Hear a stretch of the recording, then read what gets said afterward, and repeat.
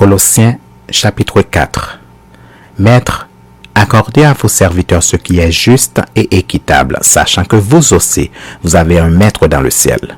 Persévérez dans la prière, veillez-y avec action de grâce. Priez en même temps pour nous, afin que Dieu nous ouvre une porte pour la parole, en sorte que je puisse annoncer le mystère de Christ, pour lequel je suis dans les chaînes, et le faire connaître comme je dois en parler. Conduisez-vous avec sagesse envers ceux du dehors, et rachetez le temps. Que votre parole soit toujours accompagnée de grâce, assaisonnée de sel, afin que vous sachiez comment il faut répondre à chacun. Tychique, le bien-aimé frère et le fidèle ministre, mon compagnon de service dans le Seigneur, vous communiquera tout ce qui me concerne. Je l'envoie exprès vers vous pour que vous connaissiez notre situation et pour qu'il console vos cœurs.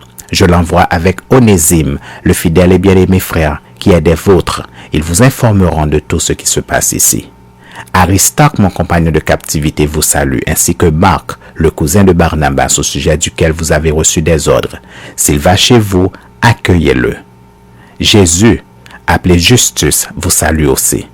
Ils sont du nombre des circoncis et les seuls qui aient travaillé avec moi pour le royaume de Dieu et qui aient été pour moi une consolation.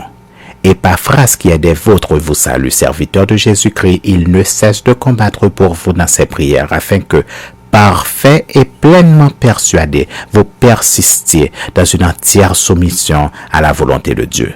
Car je lui rends le témoignage qu'il a une grande sollicitude pour vous, pour ceux de Laodicée et pour ceux d'Hiérapolis.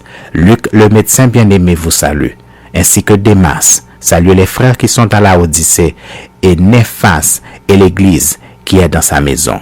Lorsque cette lettre aura été lue chez vous, faites en sorte qu'il soit aussi lu dans l'église des Laodicéens, et que vous lisiez à votre tour celle qui vous arrivera de Laodicée.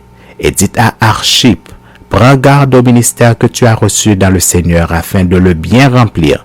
Je vous salue, moi, Paul, de ma propre main.